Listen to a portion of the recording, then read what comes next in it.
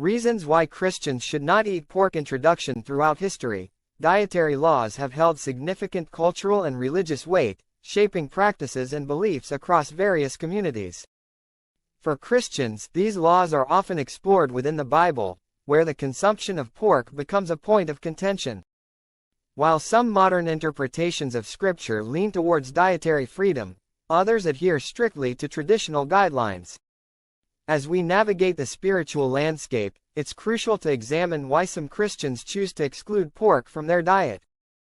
Biblical context of dietary restrictions. Old Testament laws and prohibitions. The Old Testament lays a solid foundation for dietary restrictions, with explicit guidance found in books like Leviticus and Deuteronomy.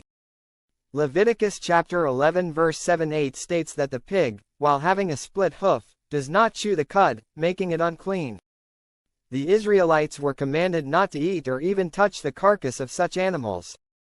Similarly, Deuteronomy echoes this sentiment, reinforcing the idea that certain animals defile the body when consumed. These verses underscore a divine mandate that resonates through generations. New Testament perspectives. As Christianity evolved, so did its interpretation of dietary laws. The New Testament presents varying perspectives on food consumption, including pork. In Acts chapter 10 verse 13-15, Peter is shown a vision where God declares all animals clean, challenging the old taboos. Yet, some argue that this was more about spiritual purification than dietary flexibility. Paul's letters, like in Romans chapter 14 verse 14, suggest that nothing is unclean in itself, yet respect for others' convictions remains paramount. This tug-of-war portrays a nuanced landscape where theological interpretations may influence personal choices.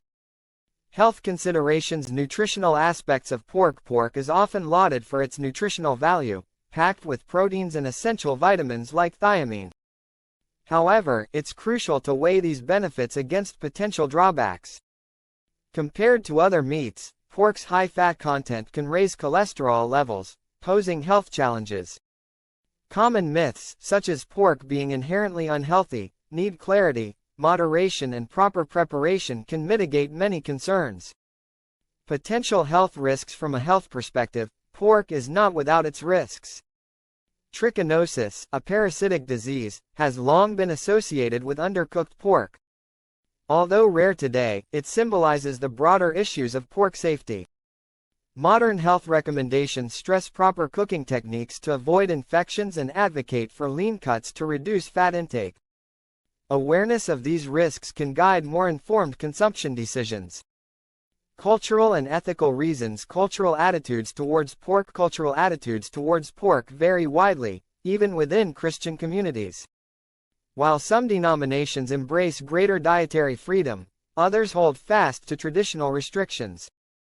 In predominantly Christian cultures, these differences can create a tapestry of beliefs and practices, reflective of broader societal trends. Understanding these diverse perspectives enriches our view of Christianity's dietary landscape. Ethics of modern meat production. The ethics surrounding pork are not limited to scriptural mandates. Modern meat production raises questions about animal welfare and environmental impact.